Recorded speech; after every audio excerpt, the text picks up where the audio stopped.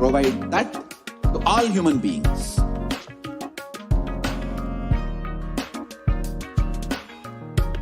Kailasa is the totality of the knowledge I received from my gurus and practice manifested in my life, perfected by teaching millions of people from all cultures, time zones, backgrounds, genders, nationality, race, from every creed.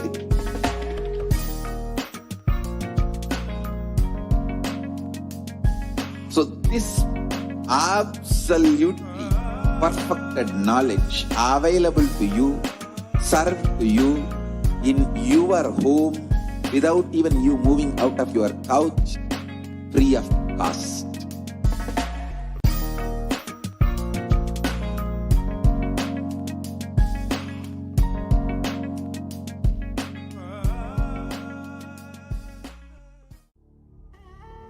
What I mean by the word Kailasa, listen intensely. Enlightenment ecosystem, literally enlightenment itself, in your own home, wherever you are. If you cannot come to Kailasa, it's okay. Kailasa can come to you. Kailasa coming to you is Kailasa.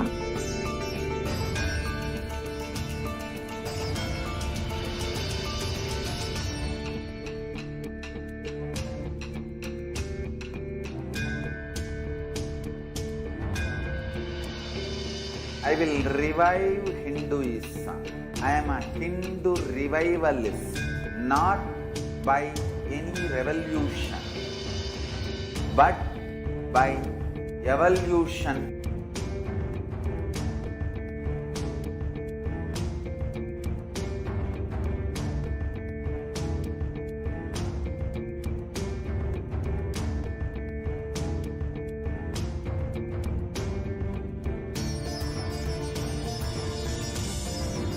And setting model community.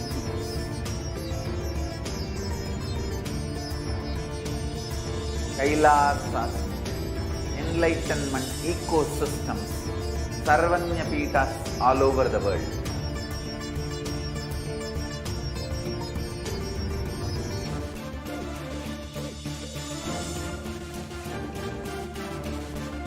All powerful cognition, knowledge, only when you live, power manifestation and possibilities manifestation happens. It's a fundamental truth.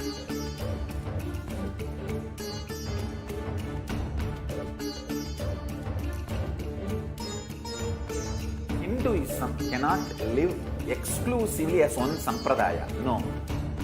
All sampradayas of Hinduism is an ecosystem.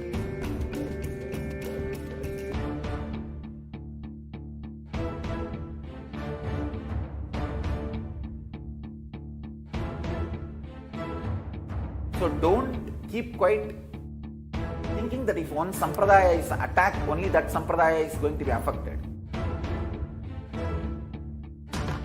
All of us are ecosystem.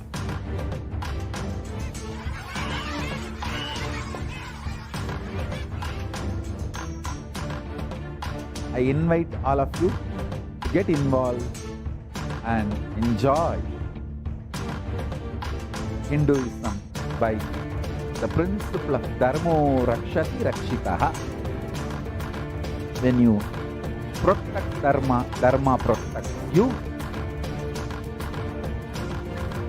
We will make the whole planet flourish spiritually. The spiritual prosperity will happen to the whole planet. We all have to coexist together.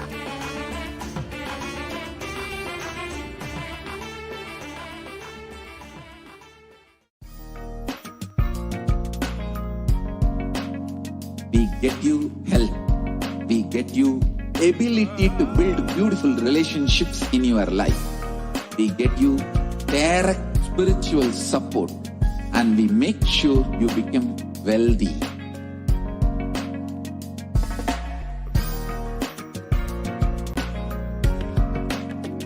We won't stop giving you just good life. We will literally not stop till you live enlightened life. Manifesting the state of Paramashiva, space of Paramashiva, powers of Paramashiva, being of Paramashiva.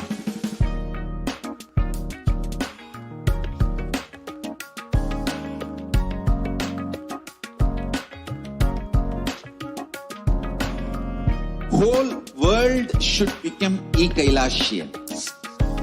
I want the whole world to know Hindus have something great to contribute to the world.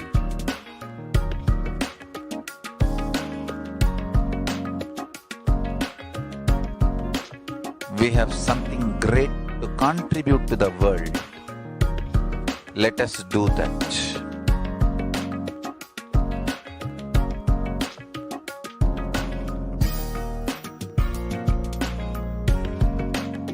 Kailasa is proper customized spiritual service helping you to identify your root patterns of suffering.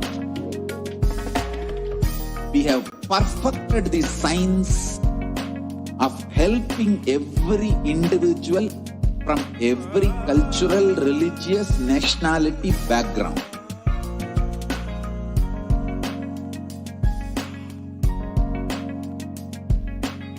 You will have lowest reactionary assumptions, highest awakened response, alive response for life continuously.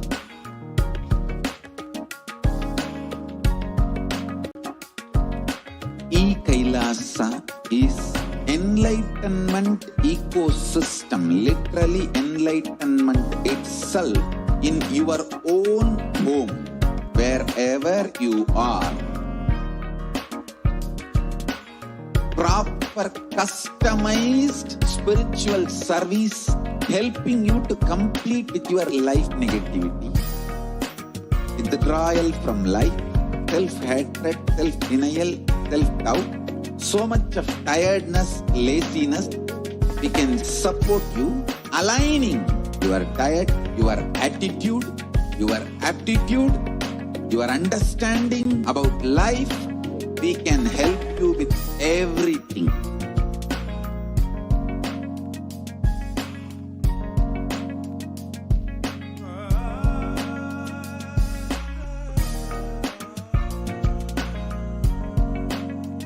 If you are interested in enlightenment,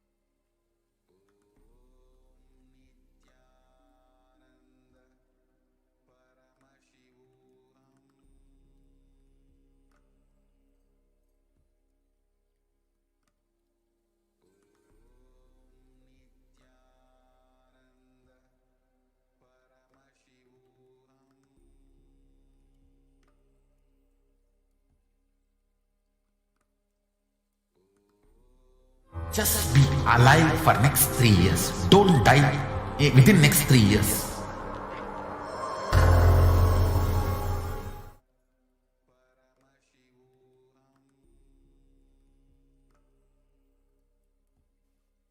Nithyananda.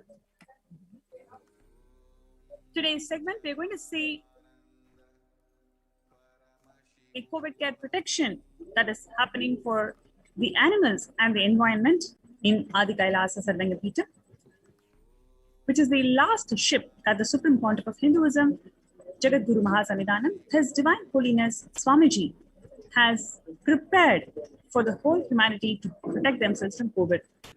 So let us look at some of the stats today.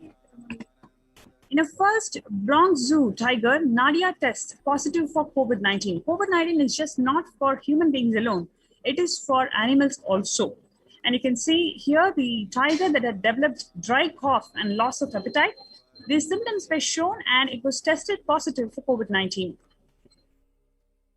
And it is believed to have contracted the virus from a caretaker who was asymptomatic at the time. And similar stories we can see from Virginia Zoo, where 2 tigers were tested positive for coronavirus, and they had shown mild respiratory symptoms at the Virginia Zoo in Norfolk. And we can see the same stories, similar stories being repeated in 2 Malayan tigers. And then we have the updates from Chennai Vandalur Zoo in India, where 9 lions were tested positive. And one of the lioness has died of suspected coronavirus infection.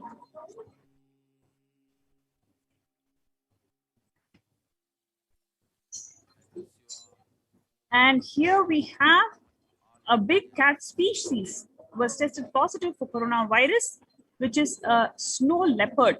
And it is the 6th animal species that has confirmed to have been infected with coronavirus through a human contact.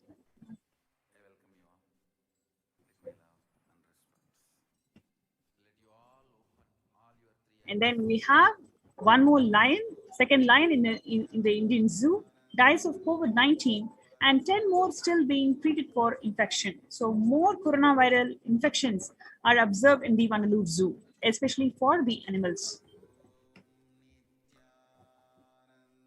Then you have 4 lions at Spanish Zoo were tested positive for COVID-19. The gorillas at San Diego Park test positive for coronavirus.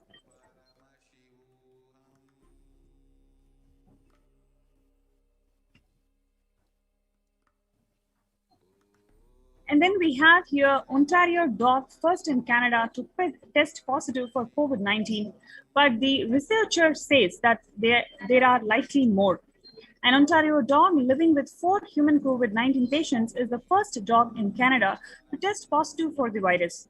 But the researchers say that the discovery doesn't mean pet owners need not worry.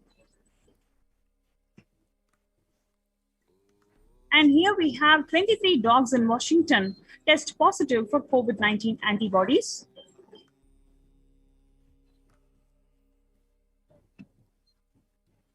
And is SARS-CoV-2 infection in pets more common than what we thought? A small study that repeatedly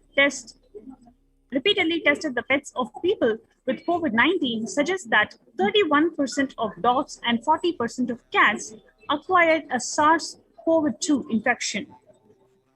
There remains no evidence that pets with infection can pass it on to people or animals. But the neutered pets or those that are shared a bed with a human with infection were likely to contract the infection. So what we have seen in this segment is the shocking facts and revelations that the animals who are in touch with humans through asymptomatic carriers or through active carriers, they also do develop the infections. And many of the rare species have already died because of the COVID infections. And what is the contributions from Kailasa's Department of Enlightened Civilization in terms of how we protect the animals and how we treat the animals as living beings? Let us see a short segment on the contributions from the Supreme Pontiff of Hinduism in Department of Enlightened Civilization. So we have these global services under the Kailasa's Department of State, which is saffron Om, red Om, blue Om, white Om, yellow Om, and green Om.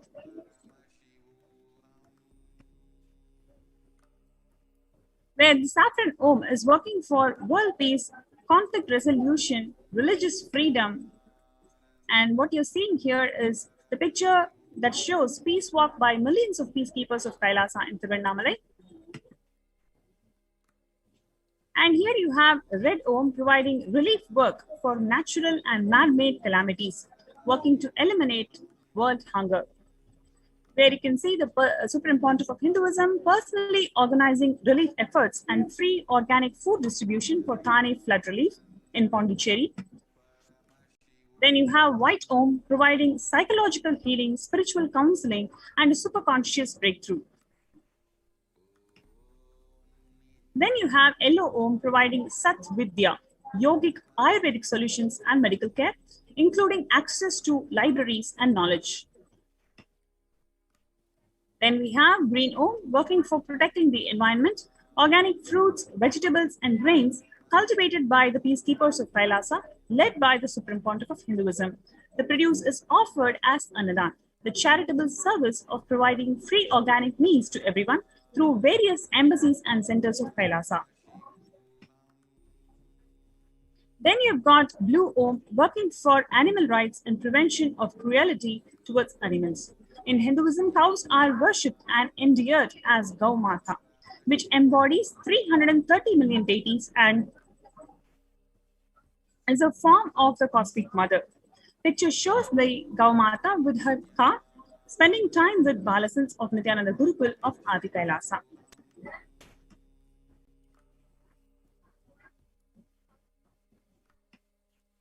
The concerning body for the protection of animals, forests, and the oceans by establishing the lifestyle with zero impact on environment and promoting the right for all the living beings to live and achieve enlightenment. The department seeks to ensure that Sri Kailasa contributes towards growing a more healthy planet Earth. Kailasa's Uniting Nations for Animal Rights is the extension of protection accorded by the Paramashiva to all his living beings, extended by His Divine Holiness Bhagwan Nithyananda Paramashivam in USA in 2004 as an NGO serving the cause of welfare of beings.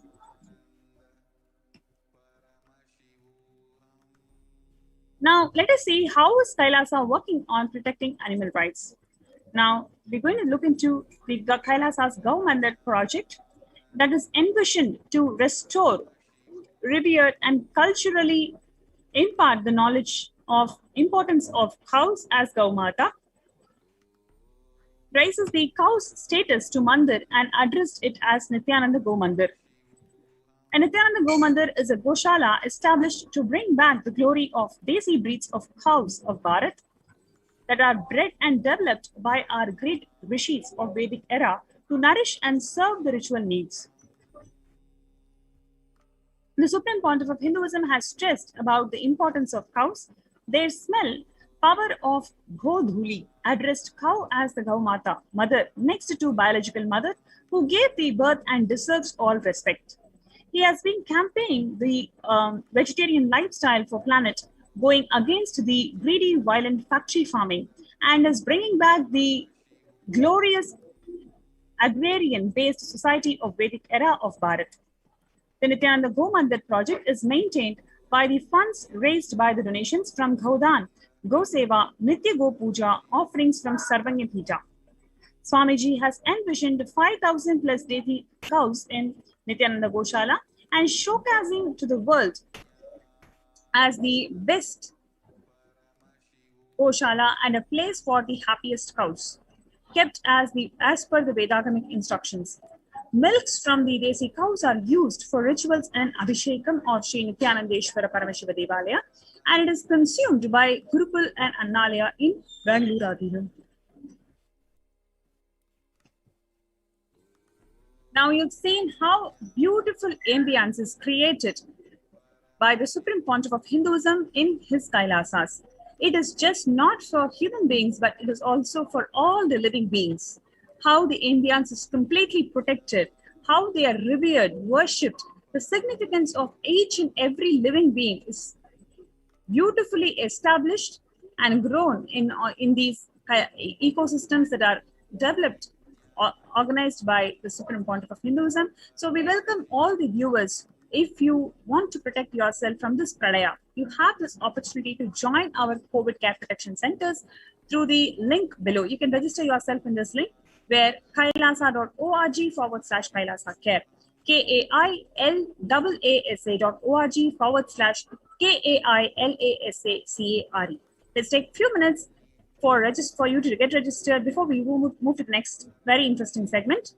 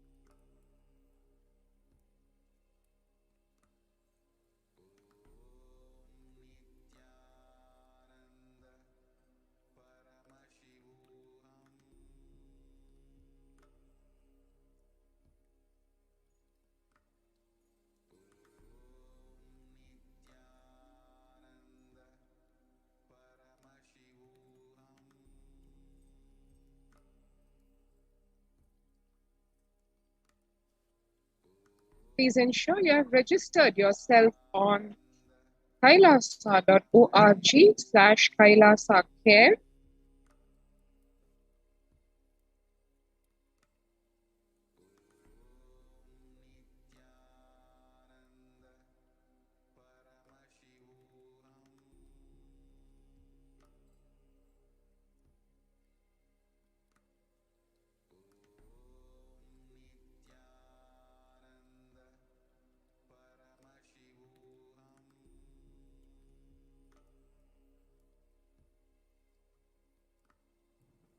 Just be alive for next 3 years. Don't die within next 3 years.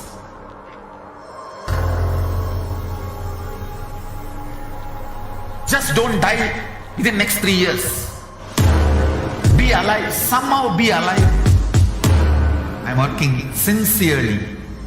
I will reach you somehow. Somehow I will reach you. It's my commitment to humanity.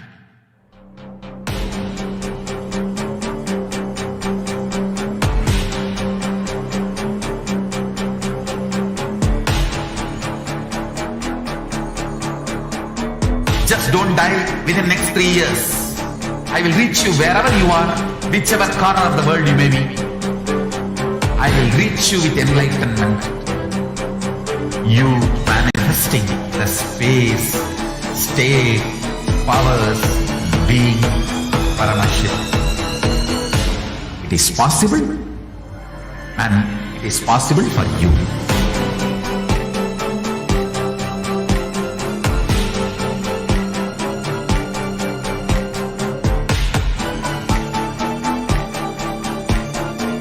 Paramashivoham will reach you with enlightenment science.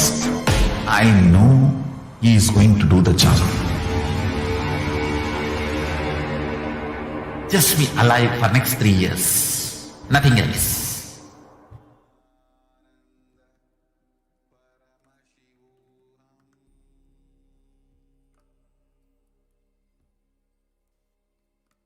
And welcome back.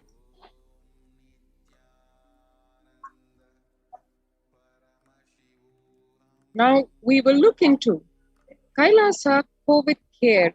How Kailasa, as we all know, has always been open. Paramashiva's abode is always open to every being, not just so-called good, but to literally everyone. Human beings apart, all the animal life, the various living beings also seeking and getting the protection of Paramashiva in Kailasa. One can see here beautiful pictures of birds, the avian life, getting protection at the COVID care centers in Adi Kailasa. Adi Kailasa's Department of Environment and Animals welcome the first animal members of our COVID protection center of that day, who arrived as pets and quarantine members.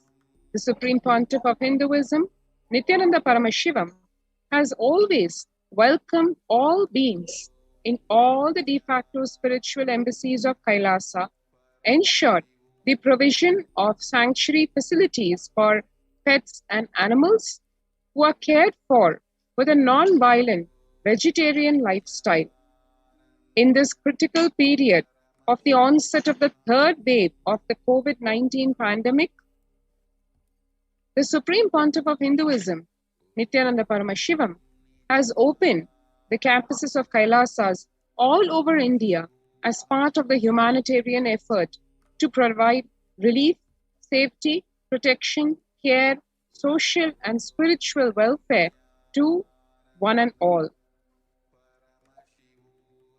One can see here pictures of how the avian life, the animals, in such an open space and a care and protection, and living in an absolutely non-violent lifestyle, including with vegetarian food. They are literally the Balasans of the Nithyananda Gurukul, who are the ones who are majorly taking care of and nourishing this avian life and animal life. For them, it is not only a spiritual practice of living ahimsa, but is also an exemplification of what the Supreme Pontiff of Hinduism, Nithyananda Paramashivam, has been teaching through various scriptures, through the Shastras, Vedagamas, of living Advaita, living in oneness. One can see here beautifully not only how the Balasans welcome these various living beings, but also how in outside world, as per the social conditioning that most adults grow up with, there is absolutely no sense of repulsion or a feeling of difference or non-oneness that we usually experience.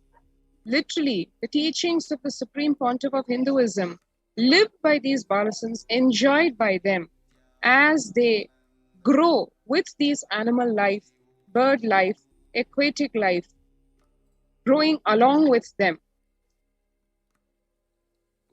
Here one can see glimpses from the Kailasa's Department of Environment and Animals, where in the Goshala, which is one of the major, the 5 pillars of Hinduism itself, where worship of the sacred cow, Go Mata, is done right from the wee hours of the morning, when the Go Mata is taken from the Goshala to the temple, the Nithyanandeshwara Devalaya, where she is worshipped. The first worship of the day is offered to the sacred cow, to the Go Mata, in the form of the Go Puja. And thereafter, in an absolutely non-violent way, the cows are milked, the calves are first fed their share. No milking machines, no violent means are used to treat the cows or to milk the cows, because in all the de facto spiritual embassies of Kailasa across the world, the cow is worshipped as mother. As the scriptures say, her very body is actually home to all the 33,000 deities in Hinduism, and every day the cow only contributes to our life.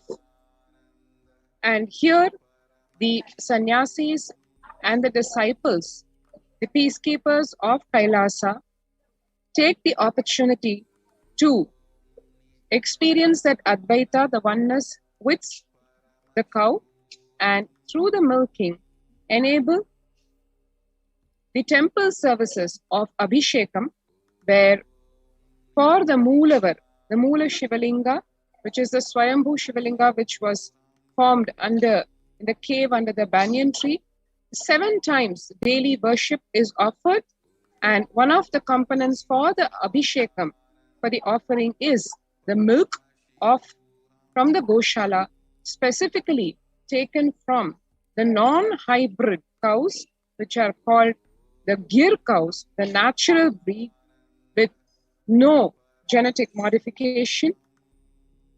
And the same is used for the Abhishekam done to Kala Bhairava, the Mahakala Bhairava, at the main gate of the Adi Kailasa campus. Again, Abhishekam offered 7 times a day. More pictures of views of the Gomata being milked, the Goshala being cleaned by the sannyasis and disciples of the Sovereign Order of Kailasa and the Supreme Pontiff of Hinduism, Nithyananda Paramashivam. Similarly, Kailasa's COVID care protection and preventive centers in various de facto spiritual embassies across India. One can see here Kailasa in Thiruvannamalai, in Arunachala Sarvajñapeetham,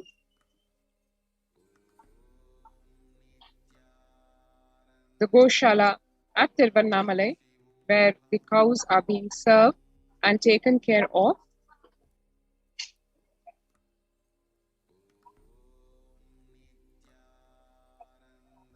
So if you want to avail of this COVID care protection facility, which Devi Parashakti has revealed and keeps reminding multiple times about the seriousness of the third wave, which onset is expected around the September of this year. Do not take it lightly. She has clearly said the only priority for all of us, especially the disciples of the Supreme Pontiff of Hinduism, Nithyananda Paramashivam, is to be alive till the end of this year. That is the only priority. And for that, Bhagwan has opened the de facto spiritual embassies of Kailasa all over India, so that each one of us can avail of the multi-layer quarantine facility, which is the only way to save one's life in this deadly corona pandemic. Because otherwise, in the existing social infrastructure, it is practically impossible to quarantine oneself, because one is dependent on just the essentials to interact with people outside, be it the milkman or the grocer. So, in accordance with the ordainment of Devi Parashakti, we welcome, we exhort each and every one of you to register for the COVID Care Protection Center at any of the Kailasas in India, the de facto spiritual embassies of Kailasa in India. To register, all you need to do is go to this link and register yourself. https://kailasa.org, that is kailasa.org/Kailasa Care, KAILASACARE. Let's take a few seconds now to register ourselves at this link.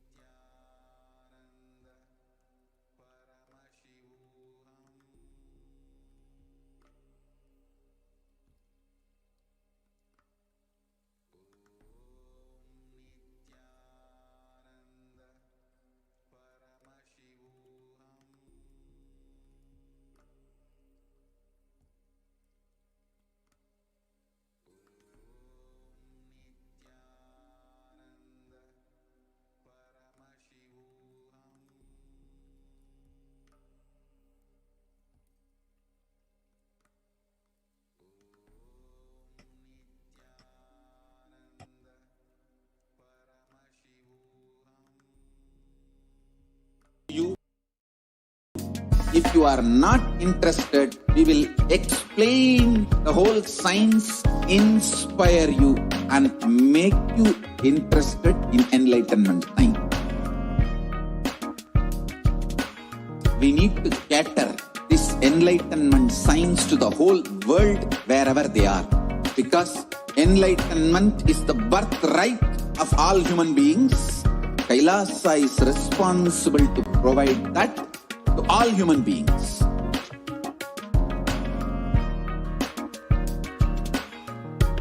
Kailasa is the totality of the knowledge I received from my gurus and practice manifested in my life, perfected by teaching millions of people from all cultures, time zones, backgrounds, genders, nationality, race, from every creed.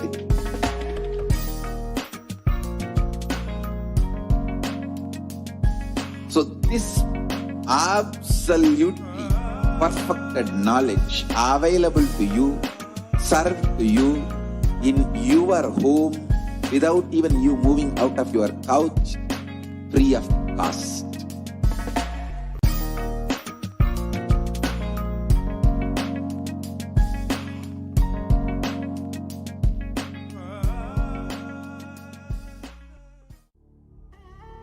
What I mean by the word Kailasa, listen intensely. enlightenment ecosystem, literally enlightenment itself, in your own home, wherever you are. If you cannot come to Kailasa, it's okay. Kailasa can come to you.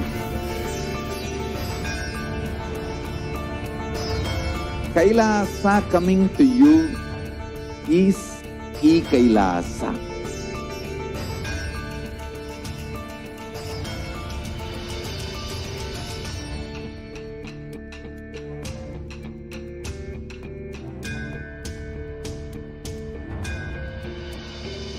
I will revive Hinduism.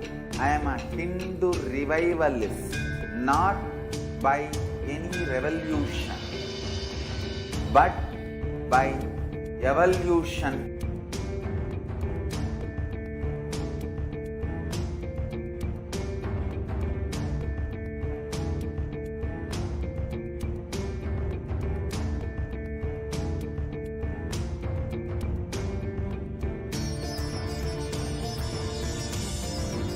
And setting model community.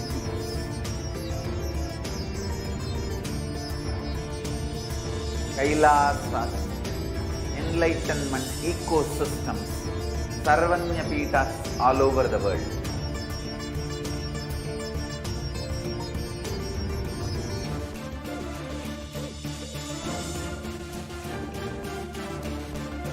All powerful cognition, knowledge, only when you live, power manifestation and possibilities manifestation happens. It's a fundamental truth.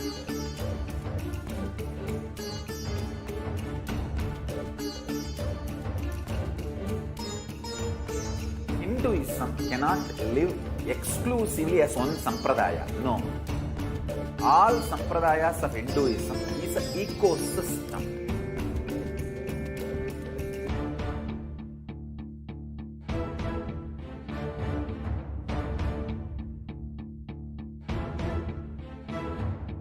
So don't keep quiet thinking that if one sampradaya is attacked, only that sampradaya is going to be affected. All of us are ecosystem.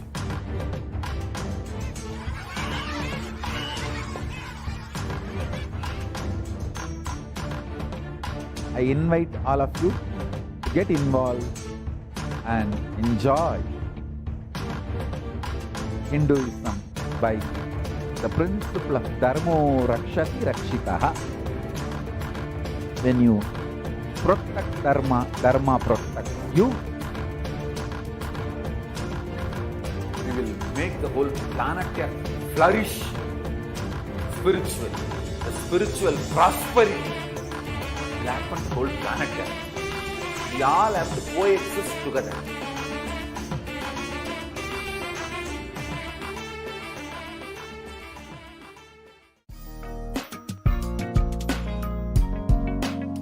We get you health.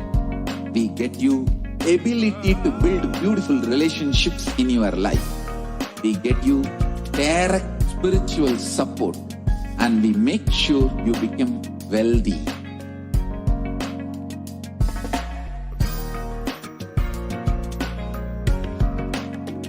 We won't stop giving you just good life. We will literally not stop till you live enlightened life. Manifesting the state of Paramashiva, space of Paramashiva, powers of Paramashiva, being of Paramashiva.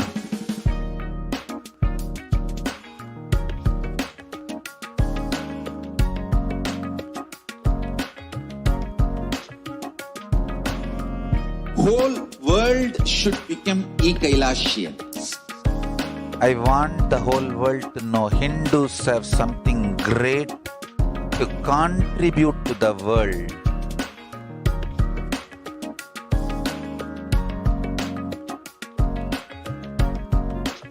We have something great to contribute to the world. Let us do that.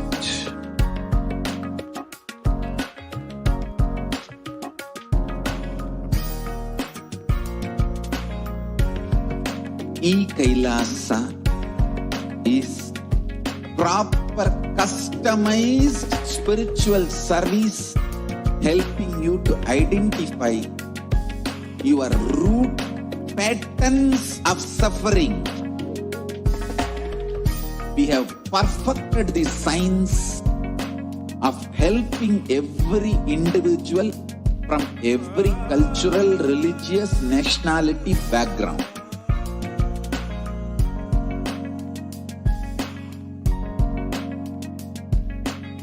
You will have lowest reactionary assumptions, highest awakened response, alive response for life continuously.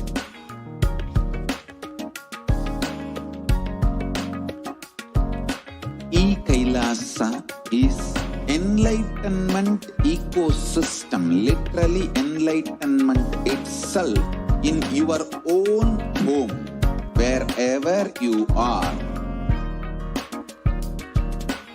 Proper customized spiritual service helping you to complete with your life negativity, withdrawal from life, self-hatred, self-denial, self-doubt, so much of tiredness, laziness. We can support you aligning your diet, your attitude, your aptitude, your understanding about life. We can help you with everything.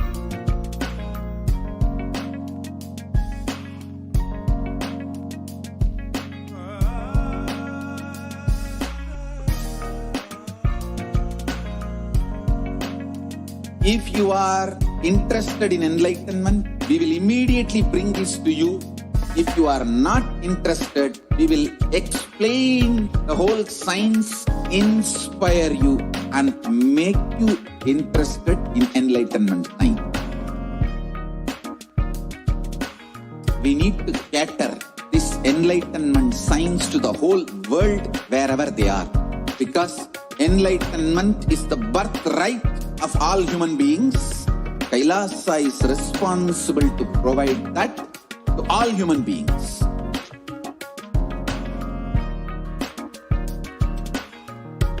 Kailasa is the totality of the knowledge I received from my gurus and practice manifested in my life, perfected by teaching millions of people from all cultures, time zones, backgrounds, genders, nationality, race, from every creed.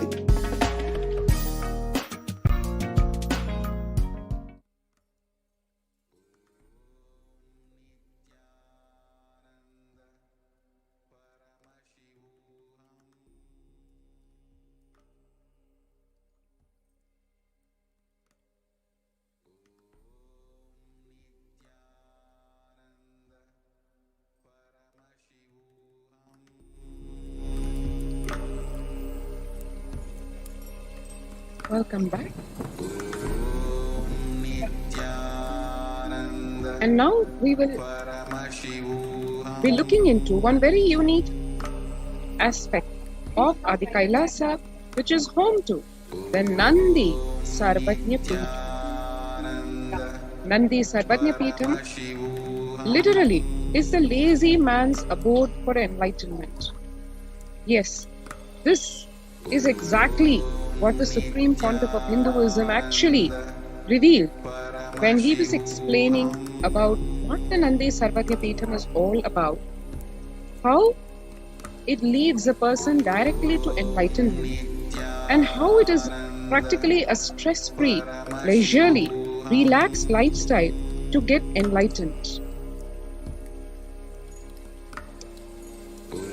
The Supreme Pontiff of Hinduism is establishing the Nandi Sarvajna Peetham and reviving the entire tradition of the Gomata worship and Go Seva as per the Veda Agamic traditions.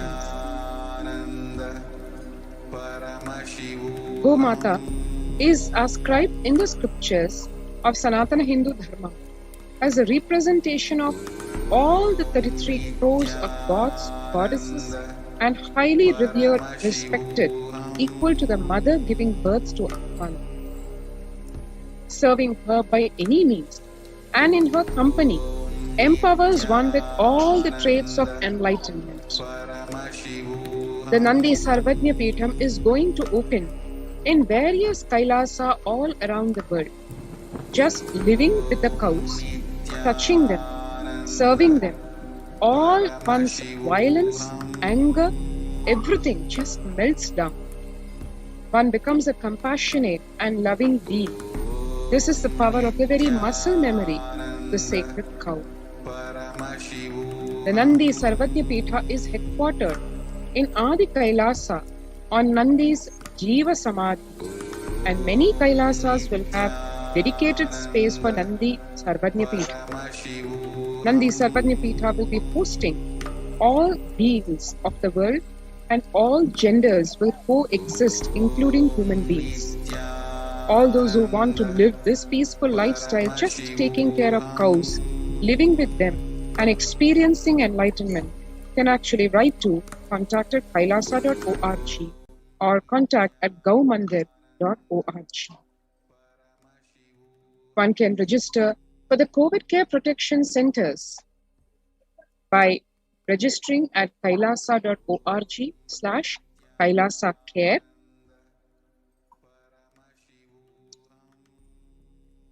And now we will explore what the sacred worship of cows in Hinduism is all about. To just list a few of the benefits of living with cows, just living with cows, touching them, serving them, all one's violence, anger, everything just melts down. One becomes a compassionate and loving human being. Thousands of ancient and modern day studies and researches and observations prove living, caring, and working with animals is the best cure for and healing for many mental illnesses and disorders and various mental problems. All those who want to live this peaceful lifestyle, just taking care of cows, living with them and experiencing enlightenment, should come to Nandi Sarvajna Peetha. Just the power of initiation and listening to Guruva, Shvetaketu became enlightened just by taking care of the Guru's cows. Go Seva is not just a good act, a noble act for some punya or social service. Go Seva is a direct path for enlightenment. Goshalas are one of the five pillars of the Kailasa ecosystem. Milk from the Goshalas are used for rituals and abhishekam of the Sri Nithyananda Paramashiva Devalaya. Bhagavan says, I feel Goshalas are going to make more people enlightened in the modern era. From time immemorial in India, the Vedic tradition has encouraged an agrarian-based civilization. Cows have always played a pivotal role in the Vedic agrarian society. The cow is revered as the most sacred animal to Hindus, a fact that is evidenced by the dedication of several hymns and rituals, reverentially addressing it as Gomata, Divine Mother Cow, in all the sacred scriptures, including Vedas and Puranas. Gomata is a symbolic representation of 33 crore gods who are said to hold positions in various parts of a cow's body. As a representation of the divine, all auspicious ceremonies and rituals involve the cow and its produce. Everything from milk, butter, ghee, curd, cheese, even the cow's dung and urine are considered very sacred in the Hindu Vedic tradition. From the Vedic period to this day, gifting or donating cows to deserving persons was considered a very sacred act and a way to wash away all one's sins, karmas, samskaras of the past births and present births. Traditionally, cows are offered to redeem people of their karmas. Making the offering of donating cows and the offering of Go Puja to Kailasa's Department of Environment and Animals blesses and cleanses the Yajaman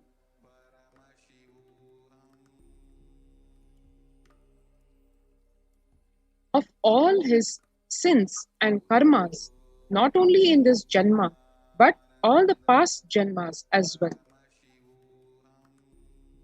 Here are the glimpses from Kailasa's Department of Environment and Animals, where one is doing Go Puja, Ashwa Puja, and the Go Mandir. Every morning, the Go Puja is the first ritual to be offered at the Nithyananda Paramashiva Devalaya. The cow, mother cow, and the calf are offered the sacred worship as per the Veda Agamic tradition.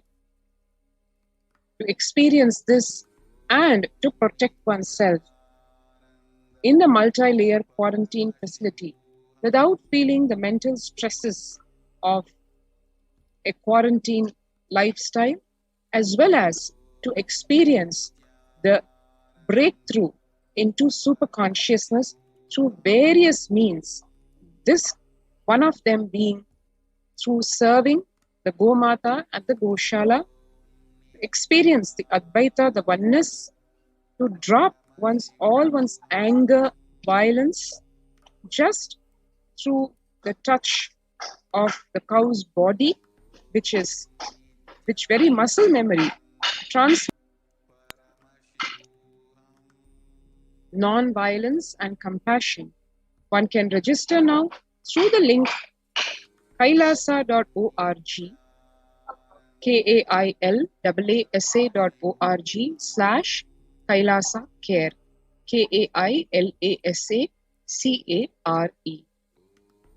Do register yourself now.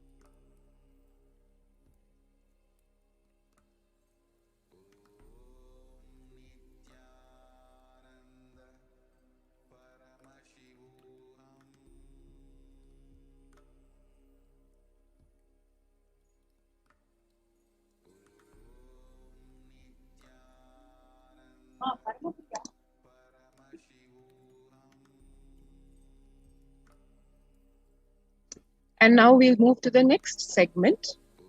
Thank you for being a part of this Adi Kailasa ship, the only solution for the Pralaya. Thank you, Nithyanandam. Nithyananda Paramashivoham.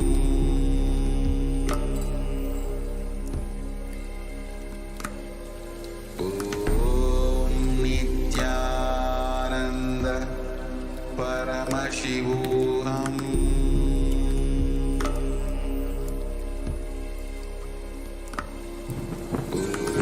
Om Nithyananda Paramashivoham.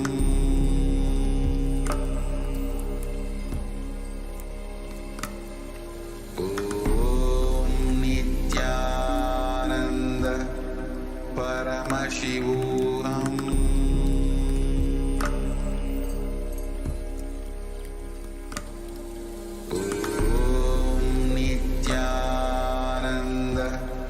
Paramashivoham.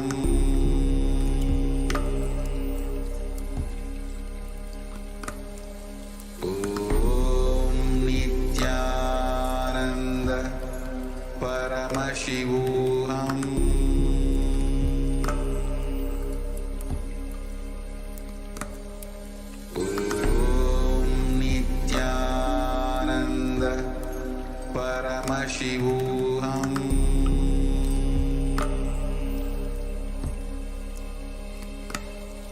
Om Nithyananda Paramashivoham.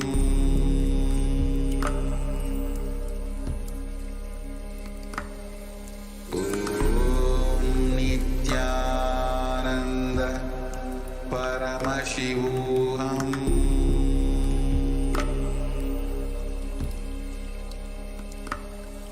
Om Nithyananda Paramashivoham. Just be alive for next 3 years. Don't die within next 3 years.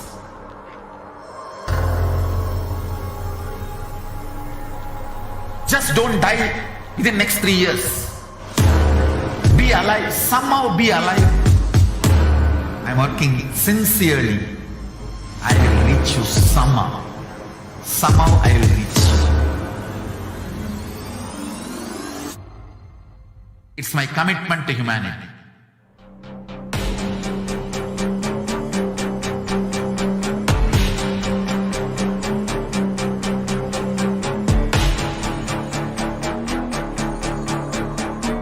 Just don't die within next 3 years. I will reach you wherever you are, whichever corner of the world you may be. I will reach you with enlightenment. You manifesting the space, state, powers, being Paramashivoham. It is possible, and it is possible for you.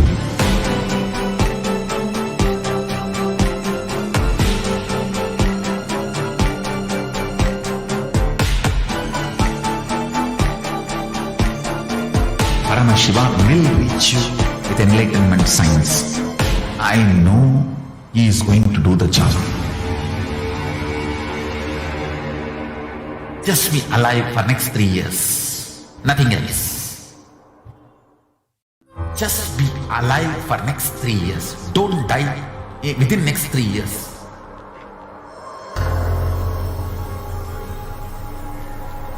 Just don't die within next 3 years. Be alive. Somehow be alive. I'm working sincerely. I will reach you somehow. Somehow I will reach you. It's my commitment to humanity.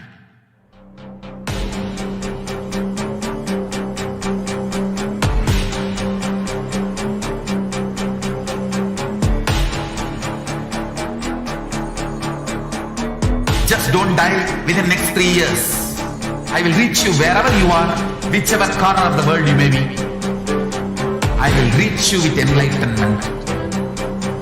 You manifesting the space, state, powers, being Paramashivoham.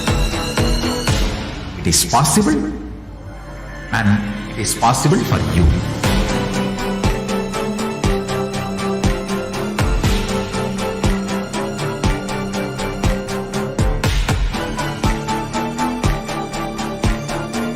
Paramashivoham will reach you with enlightenment science.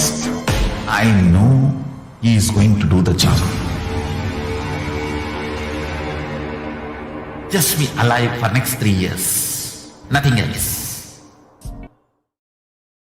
Absolutely perfected knowledge available to you, served to you in your home without even you moving out of your couch, free of cost.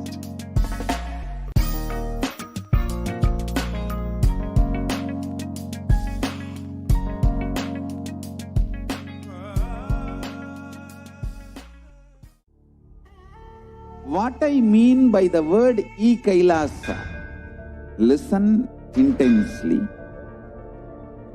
Enlightenment ecosystem, literally enlightenment itself, in your own home, wherever you are. If you cannot come to Kailasa, it's okay. Kailasa can come to you.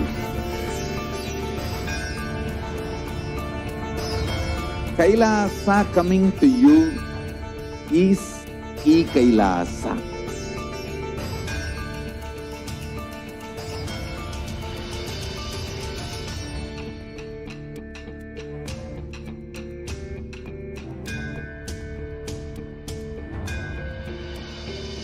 I will revive Hinduism. I am a Hindu revivalist, not by any revolution, but by evolution.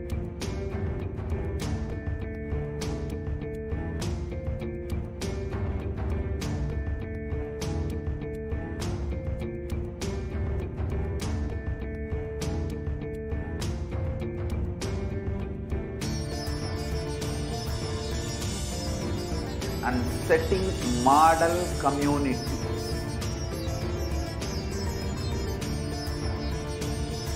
Kailasa, enlightenment ecosystems, Sarvanya Pitas all over the world.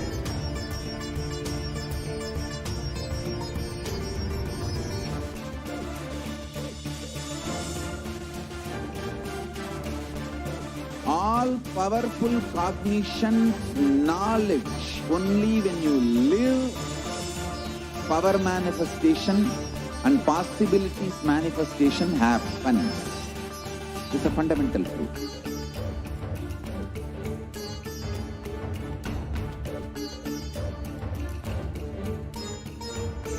Hinduism cannot live exclusively as one sampradaya. No.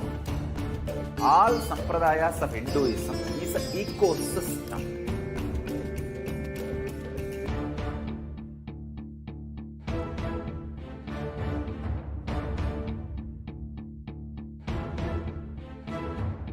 So don't keep quiet thinking that if one sampradaya is attacked, only that sampradaya is going to be affected. All of us are ecosystems.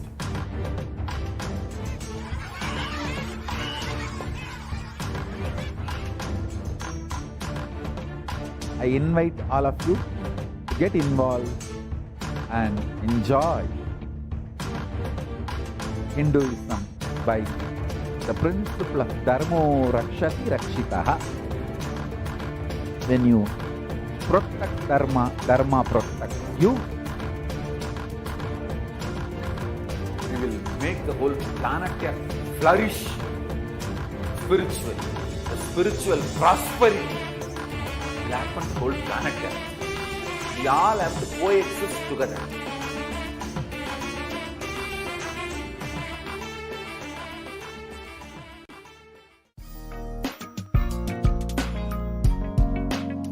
We get you health. We get you ability to build beautiful relationships in your life. We get you direct spiritual support, and we make sure you become wealthy.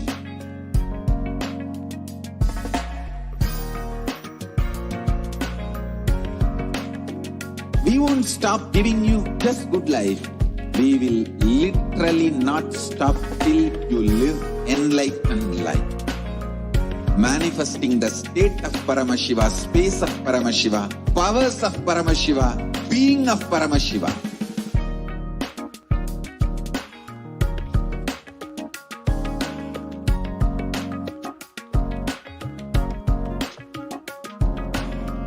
Whole world should become Kailasians. I want the whole world to know Hindus have something great to contribute to the world.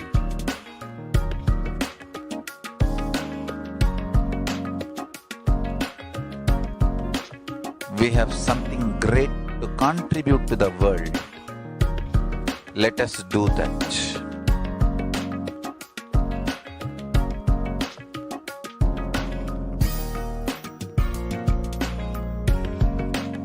Kailasa is Nithyananda Paramashivoham.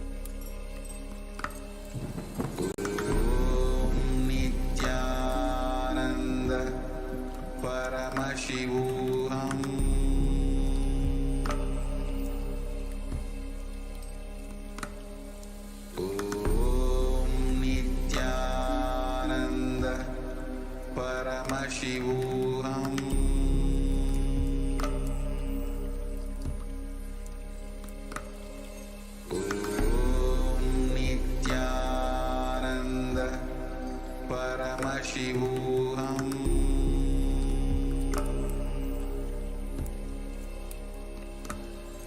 Om Nithyananda Paramashivoham.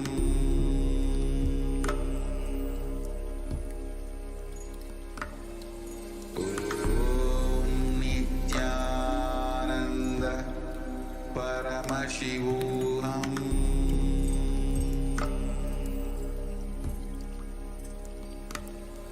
Om Nithyananda Paramashivoham.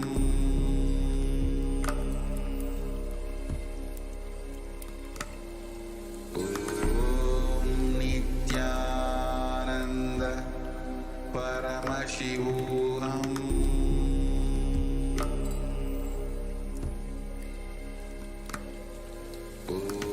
Om Nithyananda Paramashivoham.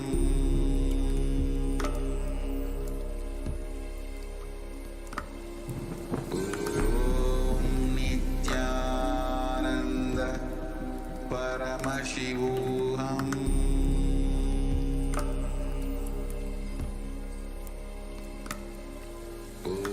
Om Nithyananda Paramashivoham.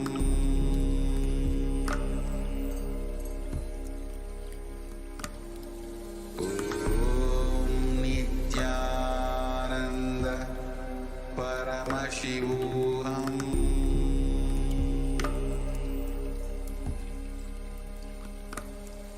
Om Nithyananda Paramashivoham.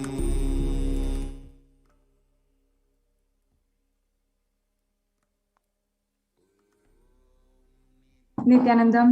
Welcome back to all of the viewers who had just been joining with us and gathering with us for the Devi Parashakti Akashic reading program.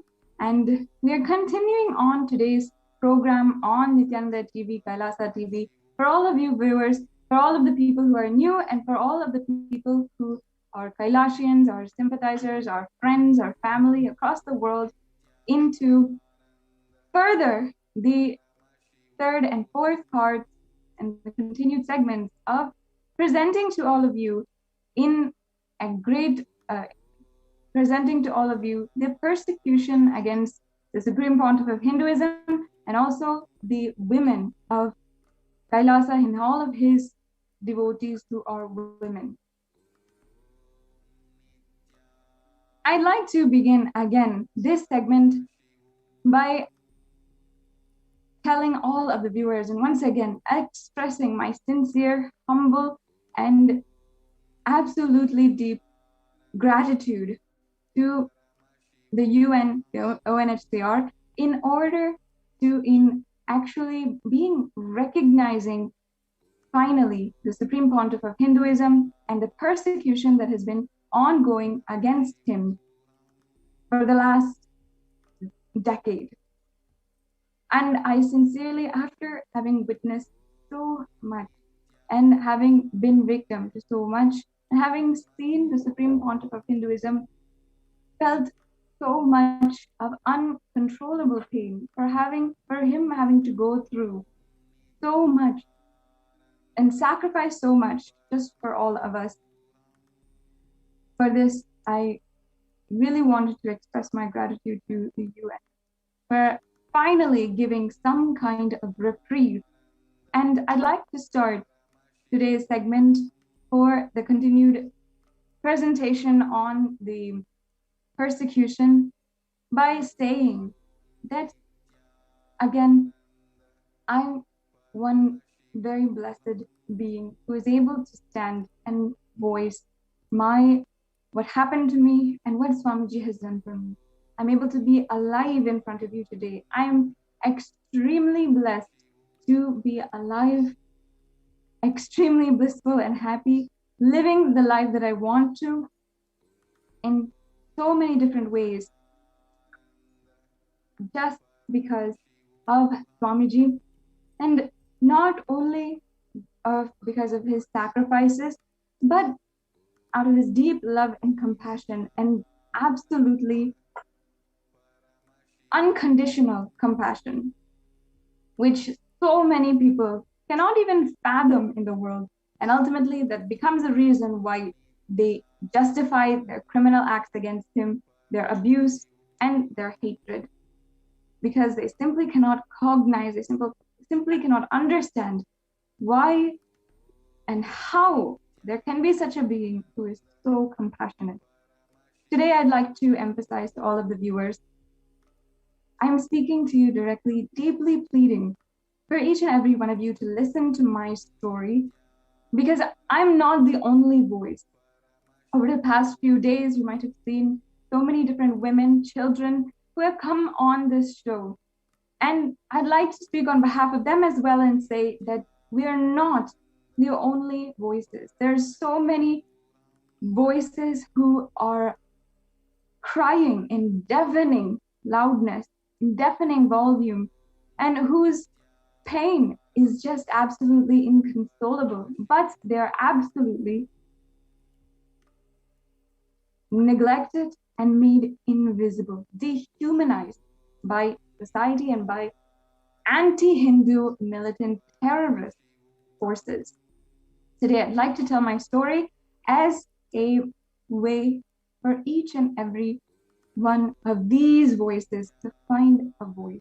If you are out there right now and you have been through what I have been through under the hands of the anti-Hindu militant forces, I want to tell that you are not alone.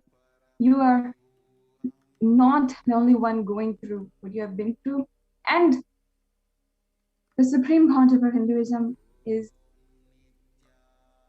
has always been extremely compassionate to provide an ecosystem for you to recover from your pain, to recover from all the trauma that we have undergone.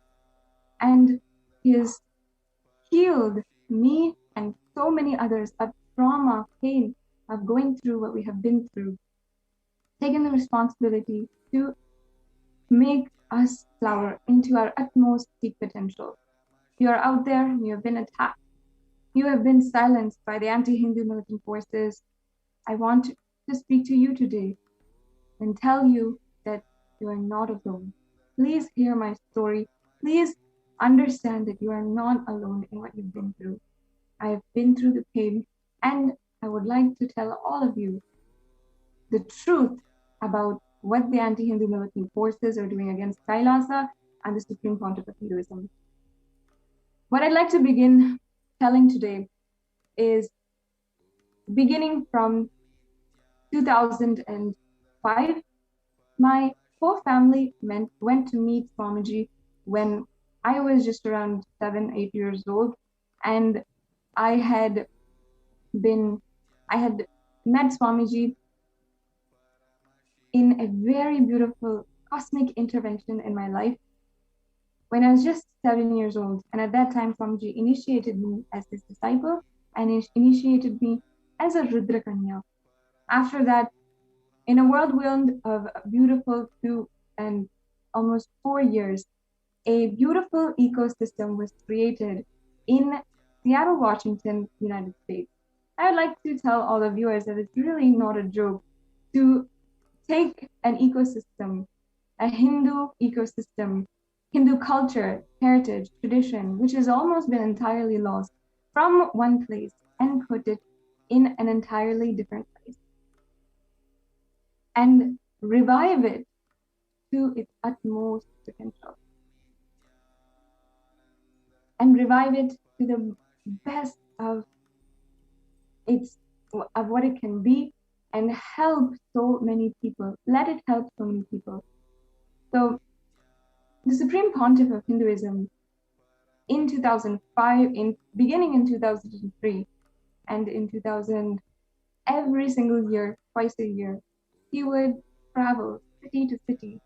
And you can see here the inauguration of the Vedic temple of Los Angeles, I can say, which is today the Nithyananda Hindu temple in Los Angeles, Kailasa in Los Angeles, one of the headquarters for the whole Western world. This was the inauguration in 2007. And we can see how the Supreme Pontiff of Hinduism is here and not being welcomed to inaugurate the temple. At this time, in the beginning of the mission, the Supreme Pontiff of Hinduism had worked to enrich life by life every single being that he came across, who approached him, who requested him, not even requested, whom he even met in different places. He started this all in 2003, coming absolutely alone to the United States and started enriching one by one, traveling city to city. And by 2007 here, and of course in 2005, we had the inauguration of the ashram or adinam, a living complex and a living temple complex in Los Angeles. And just a few years later, the temple was able to maximize. You can see how huge the temple is. And of course, today it is absolutely incomparable to this scene, and how the Supreme Pontiff of Hinduism is himself inaugurating the deities, doing the rituals, and not only in Los Angeles, but also in so many different cities, in Los Angeles, San Jose, in Houston, in Phoenix, Arizona, in Seattle, Washington, in hundreds of cities. He traveled day in and day out in order to enrich people and build these ecosystems. And once again, I'm saying that it is not a joke to take a tradition which is dying in one place and take that and bring it to another place and start reviving where the people need it, where the people are ready for it, and where it is alive and allowed to thrive. He had taken one tradition from one place and moved it to another, not moved it, but started it, revived it in another with a beautiful ecosystem, huge deities, colorful alankaram sets, jewels, everything that is needed for the ecosystem to run, the temple-based ecosystem that we celebrate in Hindu tradition, in Arunachaleshwara temple, in Madurai, in Varanasi, in so many different cities, and we enjoy them so deeply throughout our childhood. And we so deeply covet these sacred sentiments. The Supreme Pontiff of Hinduism took them from one place and he brought them to another. And here you can see the Supreme Pontiff of Hinduism conducting the Vidya Homa from in St. Louis, Washington, which is another place St. Louis, Missouri, which is another place where the Supreme Pontiff of Hinduism had carved the deities, carved the deities in India, shipped it from India to the United States, had it travel to city, and then inaugurate and consecrate those deities. And here he is conducting the Sri Vidya Homa with, see, this Venkateshwara is actually the Venkateshwara which the Supreme Pontiff of Hinduism carved himself. And it is a 9-foot tall Venkateshwara, which is actually in the United States the tallest Venkateshwara deity there, and actually carved from stone in one mold. So it is a very unique, absolutely passionate, absolutely driven to give people a super conscious breakthrough. And not only this, establishing the Hindu ecosystems, you can see how many people are there. You can see how Swamiji has trained the acharyas, the puja acharyas, how they should dress, how they should be conducting the rituals, everything. He has trained, he had literally poured his heart into, and in a completely different environment, in a place which is not supporting Hindus at all. But somehow he enriched one by one all of the Hindus who are there to create these beautiful ecosystems. And not only the temple ecosystems, but traveling city to city and giving discourses on beautiful sacred Hindu scriptures. The Bhagavad Gita, Shiva Sutras, Yoga Sutras. From 2005, 6, 7, 8, 9, the Supreme Pontiff of Hinduism traveled city to city giving these discourses. And we have footage of that as well, on how he has traveled, he's given these beautiful discourses on in city to city. After he would speak these eloquent truths that literally would have the power to awaken the divine in you in that very second. He would give darshan to each and every individual. The Supreme Pontiff of Hinduism would listen to each and every query, blessing, request, boon that the people wanted. And he would take care that they were fulfilled. And like this, one by one, 37 temples across the globe had been established by the Supreme Pontiff of Hinduism. 37 Hindu ecosystems with deities carved by him, shipped from India, with all of the paraphernalia, the Vedic paraphernalia established by him and revived by the Supreme Pontiff of Hinduism. And after that,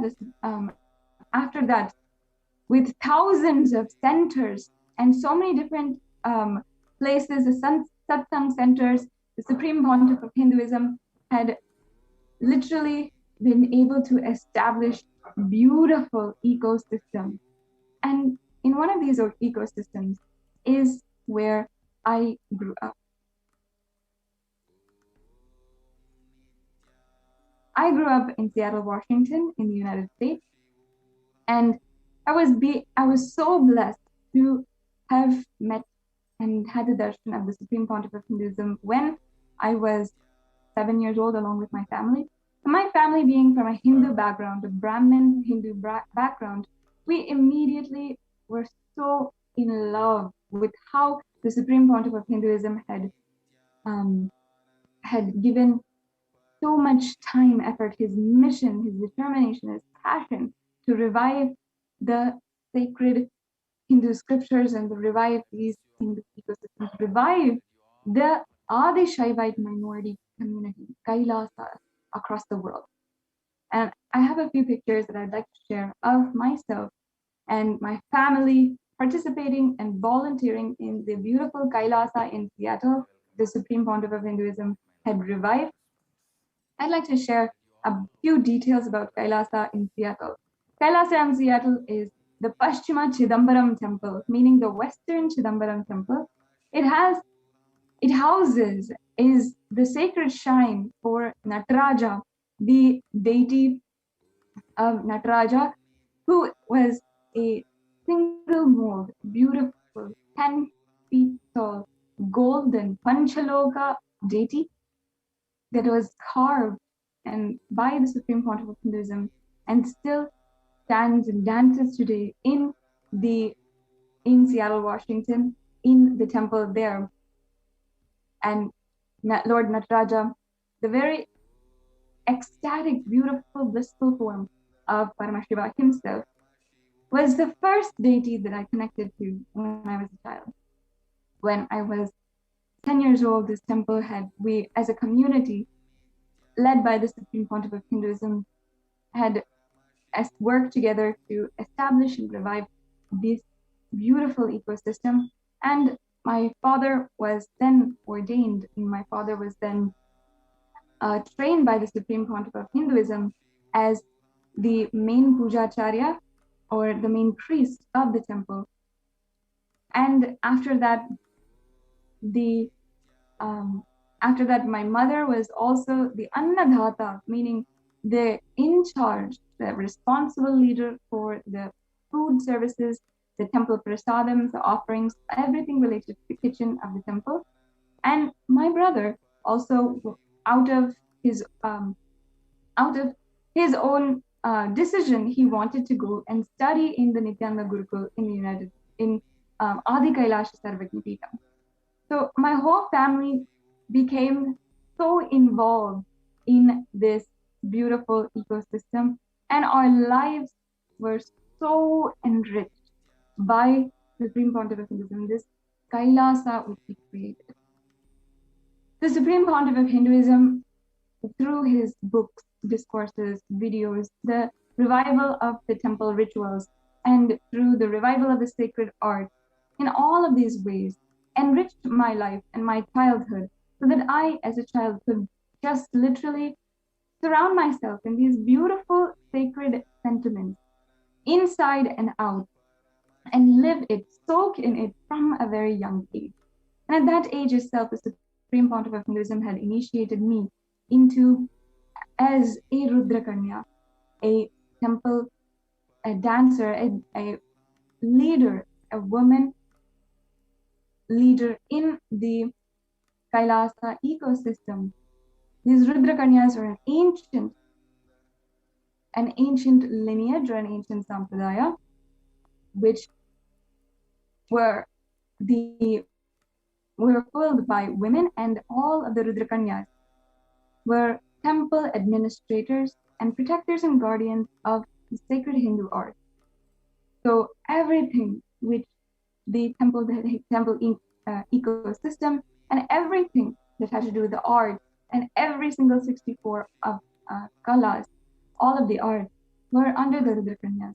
So the Supreme Pontiff of Hinduism, even at that time, had initiated me as a Rudrakanya, initiated me and empowered me to be a Rudrakanya and live as a leader in the whole of Kailasa and work towards this revival of Sanatana Hindu Dharma that he is doing. Be a leader and empower myself and others with the sacred Hindu sentiments that the Supreme Pontiff of Hinduism is reviving from Sanatana Hindu Dharma.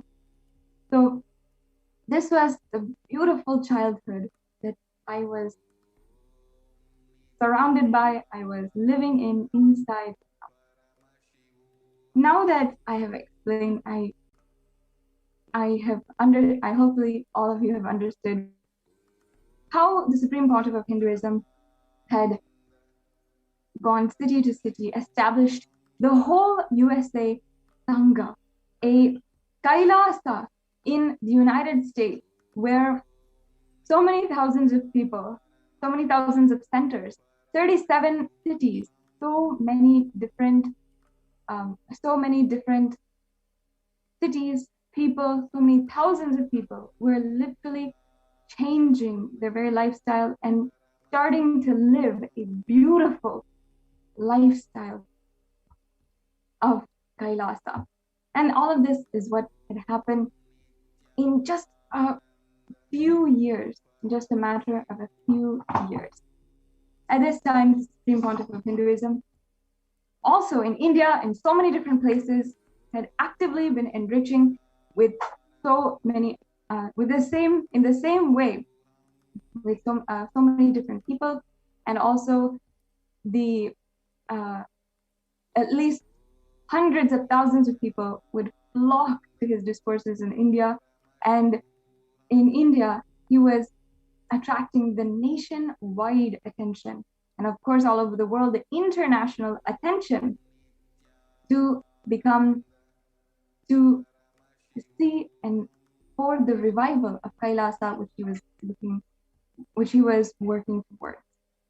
And at this time, with so much activity, with successful creation of ecosystems all over the world, and 1 billion people enriched and personally touched, transformed by the Supreme Pontiff of Hinduism, he had been actually targeted by the anti-Hindu militant forces. Now, there's so many different examples that I would like to take when we talk about the anti-Hindu militant terrorist forces, because perhaps Hindus have not done a good enough, responsible enough job in telling our story. And let me take a few examples to explain the existence and what the Hindu militant forces are like. For example, in Africa, the terrorist group had kidnapped children and had trained them, brainwashed them, manipulated them as child soldiers, and then made these poor, vulnerable children feel as though they needed to go and fight their own people, kill their own family members, and rape their own sisters. In the Rwandan genocide, in the Cambodian genocide, in the Yazidi genocide that is ongoing right now, in even the Jewish Holocaust, rape and child abuse was used as a weapon of war. It was used in order to weaken and absolutely demobilize, destabilize an entire civilization. And in the same way, the anti-Hindu forces had done against Hindus.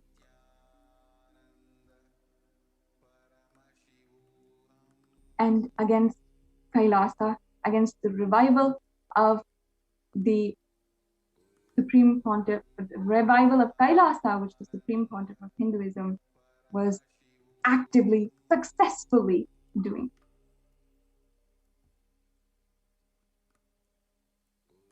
And again, I would like to say this because I am victim and witness to what happened. And after so much of trauma, pain, and after that, desperation to understand why what was happening, and why so many of us are victims. I wanted to understand why. And that is why I myself went to the point of seeing where all this happened in the Cambodian genocide, in the Yazidi genocide that's happening right now, in the Rwandan genocide in Africa. In so many different places, it has been a weapon war. And in the same way, the anti-Hindu militant terrorists have used rape, child sexual abuse, child sex trafficking, child molestation and manipulation and brainwashing, as well as objectification of women, sexualization of women in the media, and as well as rape and sexual assault of women against Kailasa and the Adi Shaivite minority tradition, which the Supreme Pontiff of Hinduism is reviving. And this is exactly what, thankfully, 10 years later, the Supreme Pontiff of Hinduism finally was able to be recognized for. And the persecution which happened against him, he was been able to be recognized for. That until now, he has stood for protecting Hindu women, period. I invite all of the viewers, once again, to share the link to see how the UN has recognized the persecution against the Supreme Pontiff of Hinduism and the ASMT women, and how the whole world we're just now being able to get the international attention. How we went literally door to door, begging, judiciary to judiciary, government to government, media house to media house, begging, asking for justice, that what the Supreme Pontiff of Hinduism was doing was right, purely good for the world.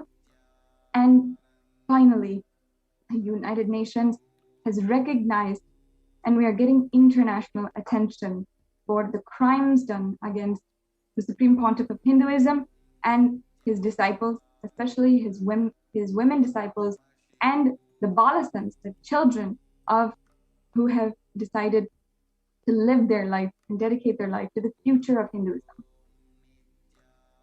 In the same way that rape has been used as a weapon of war in all of the genocides and holocausts of history so far, it has been used against Kailasa and the Adi Shaivite minority community.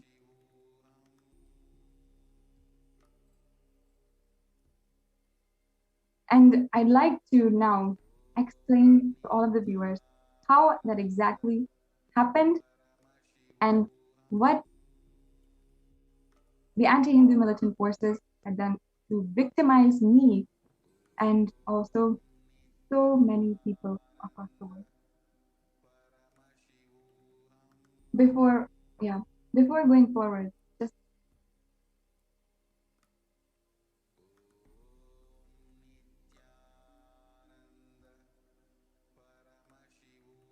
wanted to show once again to all of the viewers, this is the ecosystem that I was able to be brought up in. There's the Nataraja deity that I am still so in love with, that have literally, because Swamiji has done so much of hard work, blood, sweat, and poured his energy into. He had put this ecosystem just made this ecosystem available for me, surrounded me by this ecosystem, and helped me grow. My whole family, as you can see, all the pictures, my whole family was involved, and even the main Pujacharya, who's sitting in the front and leading all of us, is my father. My mother is also seated there as well, doing the Guru Puja. These are all my cherished childhood memories of doing Guru Puja, sitting in the sacred space of this temple and sitting with deep sacred sentiments towards my Guru. From a young age, of course, with the help of my parents, with the teachings, guidance of my parents as well, I was taught that the Guru is God. And this beautiful sacred sentiment is how I was able to empower myself at a young age. And the Supreme Pontiff of Hinduism had worked so dedicatedly to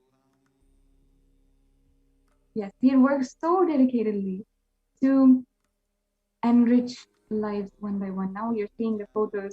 Thank you to the NTV operator for projecting those.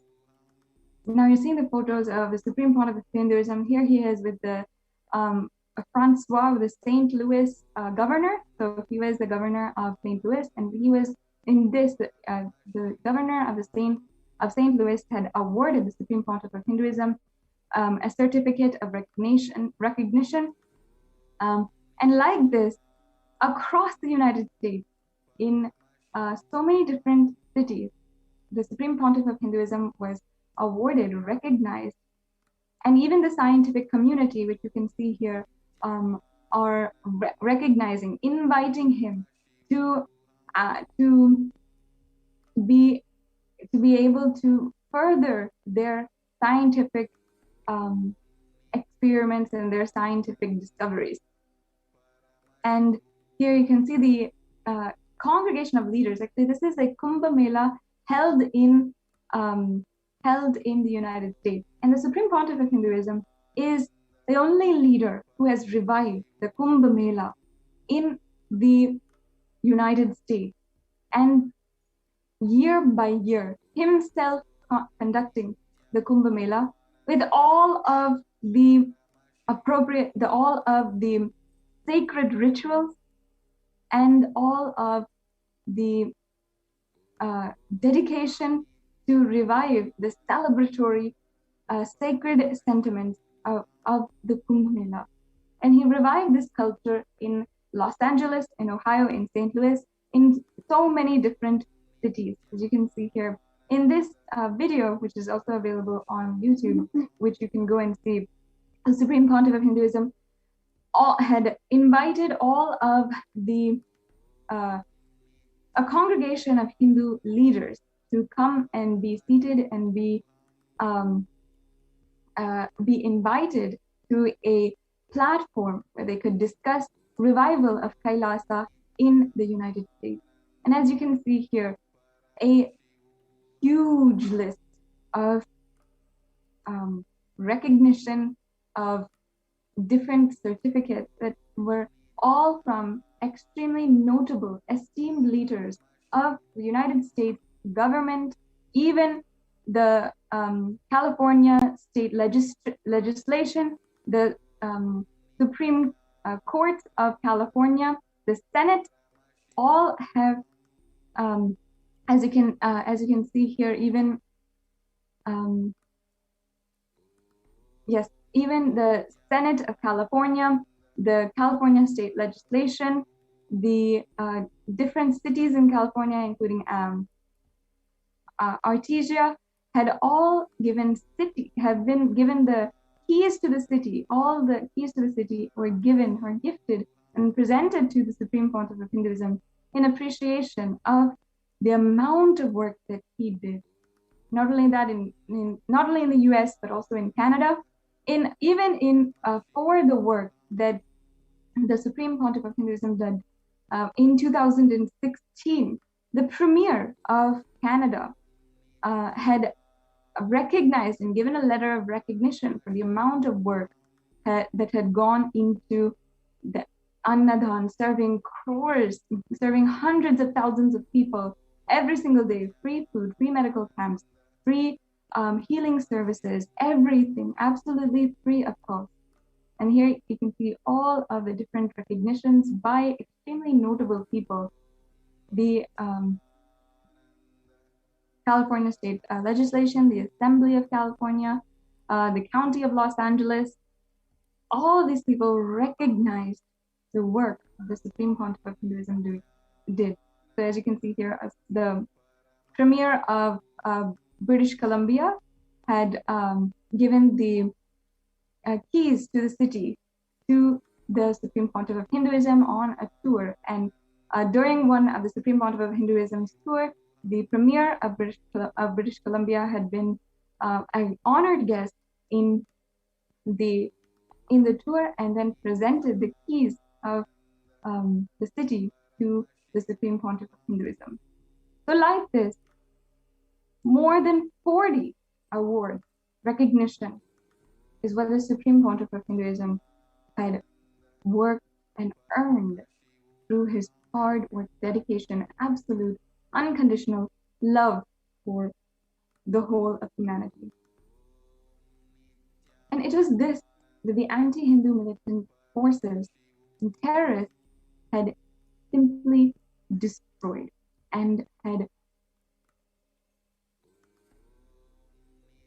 cunningly, strategically worked to absolutely destroy, take over for two things. One, to leech the resources of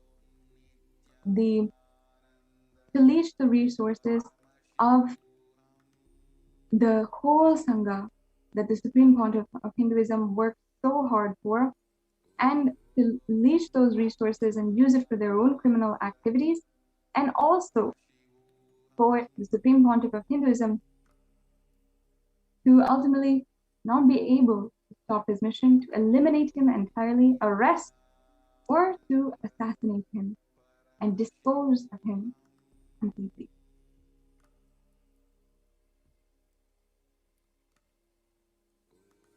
And now, coming back to what happened to me in the year 2008, anti-Hindu militant forces, the terrorist forces, had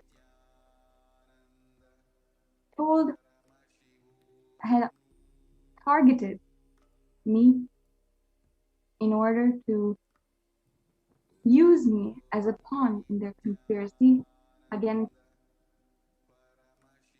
the Supreme Pontiff of Hinduism.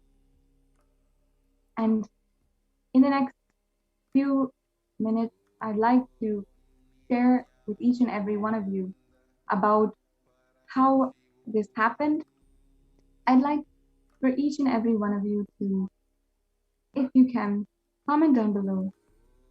And I'd love to have a conversation with each and every one of you about what is the crisis at hand. I hope that you've been listening so far to my story, and I hope that you have the patience and are able to listen at this point in time to my story, which I plead and insist that is not the story of just one girl, but what is happening, the trauma, the pain and suffering that has been happening and is happening against the Supreme Pontiff of Hinduism and all Hindu women. I would like to rejoin each and every one of you. Please stay tuned. We'll be with you right back after a very quick break. Thank you so much.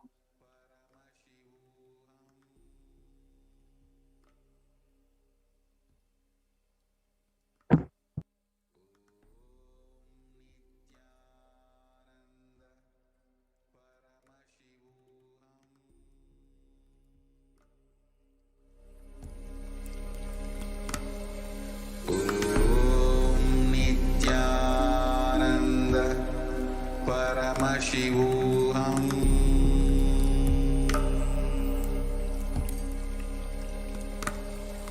Om Nithyananda Paramashivoham.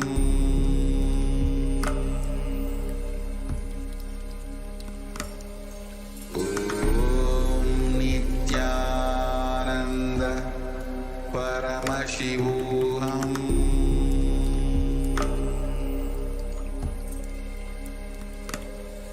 Om Nithyananda Paramashivoham.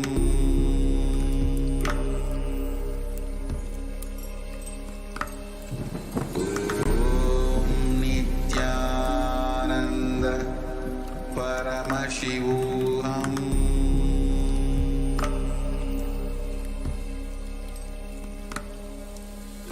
Om Nithyananda Paramashivoham.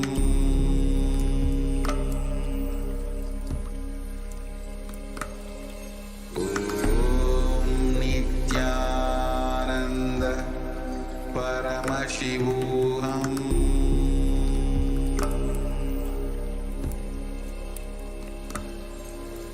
Om Nithyananda Paramashivoham.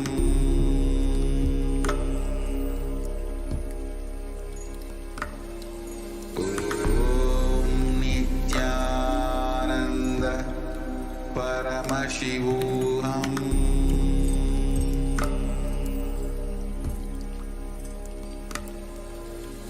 Om Nithyananda Paramashivoham.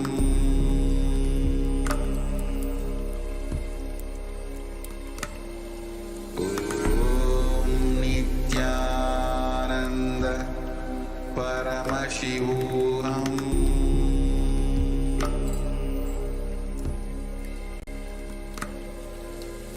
Om Nithyananda Paramashivoham. Just be alive for next 3 years. Don't die within next 3 years.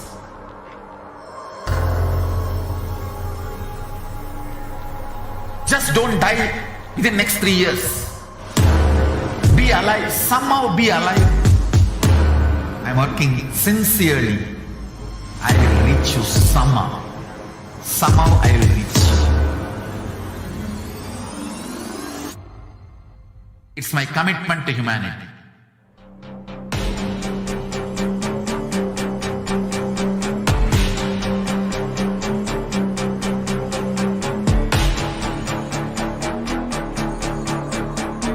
Just don't die within next 3 years.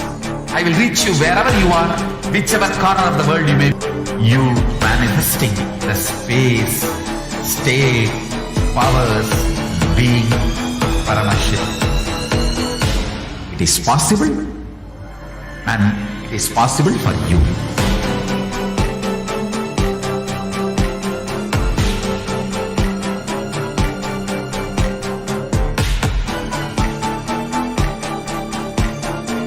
Paramashiva will reach you with enlightenment science.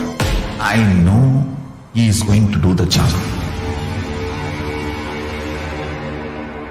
Just be alive for next 3 years. Nothing else.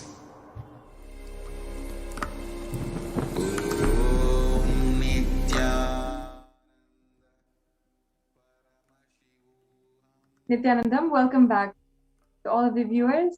Thank you so much once again. I really am humbly thanking each and every one of you for listening in to this broadcast at the moment, for allowing me to take your time and express my deepest humble feelings and allowing me to express my story.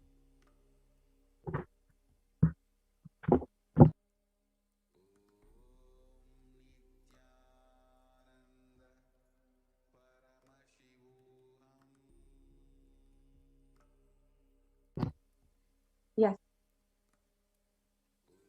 I'd like to continue on from where I had left off.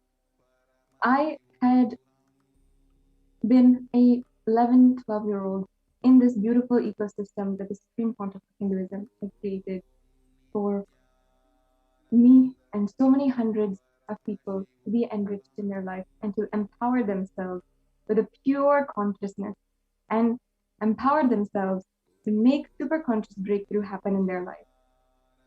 And it was at this time that I was targeted by the anti-Hindu militant terrorists and one of their leaders. The anti-Hindu militant terrorists infiltrate into Hindu sanghas, Hindu communities, the Adi Shaivite minority tradition, into Hindu households even, and they literally do whatever they can to take over and use their resources to fuel their own criminal activities, take over the entire sanghas, take over the entire kailasa, the entire communities, and literally make absolute rubbish, make literally the Hindu ecosystem destroyed to the point of no return. In Seattle, Washington, as I was in the United States, it became a target where as an isolated place, as a place away from India and away from so many places, it became an opportunistic ground for the anti-Hindu militant terrorist forces to target me and my family. And I know that I'm not the only one. I was told very clearly by the leader of the anti-Hindu militant terrorists that I was not the only one to have gone through, to be one of their victims, to have gone through what I have gone through. And I know that there's so much more than what I have been witness to. And thank God that Swamiji that he has protected me unconditionally, and he absolutely ensured that my life would not go to waste. When I was 12 years old, in November of 2008, my mother had gone to India in order to take care of our sick grandmother. And at this time, I became a very vulnerable target to the leader of the anti-Hindu militant force. And he was one of the leaders who would later show himself to the media actively conspiring against the Supreme Pontiff of Hinduism. His name is Vinay Bharadwaj. He was 33 years old, and I was 12.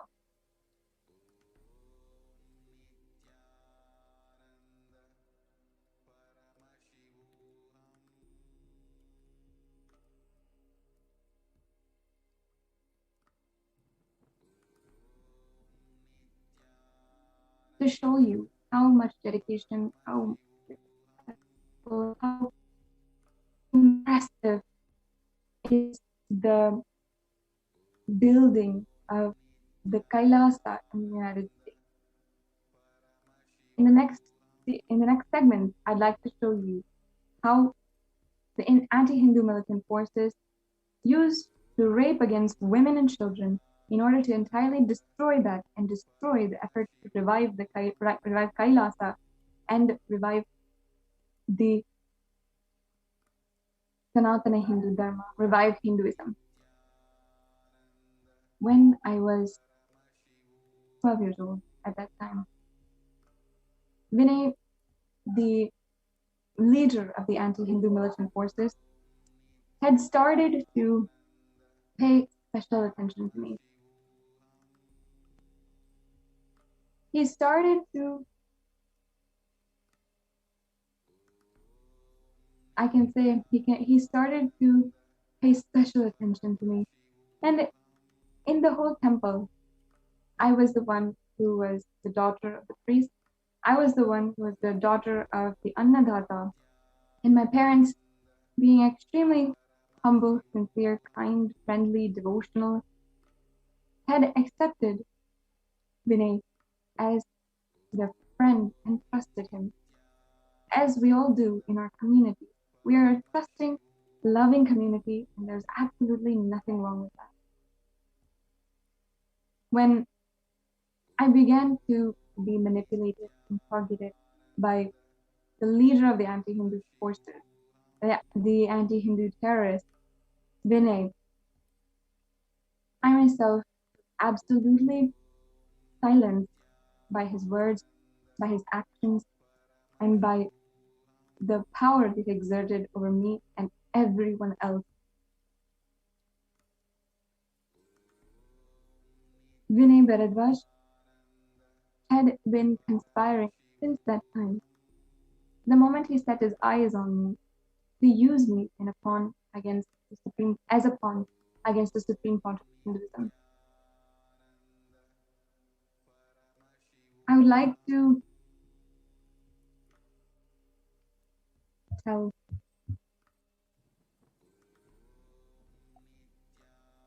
all of the viewers that it makes me extremely vulnerable, and I'm very sorry. I'd like to give a trigger warning to all of you viewers that what I'm about to say is extremely traumatic for myself and perhaps for some of you if you are a child abuse survivor, if you are a sexual abuse survivor. This is a trigger warning for each and every one of you that what I'm about to say is going to be extremely raw and extremely truthful about what he did and what had happened. When I was 12 years old, he started to speak to me about Swamiji, about the Supreme Pontiff of Hinduism, and he started to lure me away into his private spaces, into a private room in the temple, saying, oh, I'm tutoring her, I will give you tutoring, or I will help you in meditation, or I will, or he would say that I will make all of, I'll teach you meditation, I'll teach you the sacred scriptures. He would say this, and he would lure me away to private spaces, to different rooms, private rooms in the temple. And then, when that escalated, he started to then take me and call me on the phone when I was when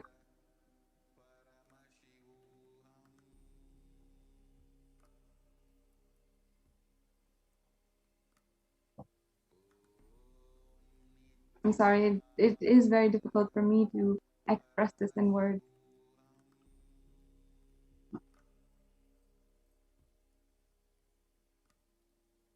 So I request all the viewers to stay tuned. I would like to fully express myself and tell my full story. I request each and every one of you to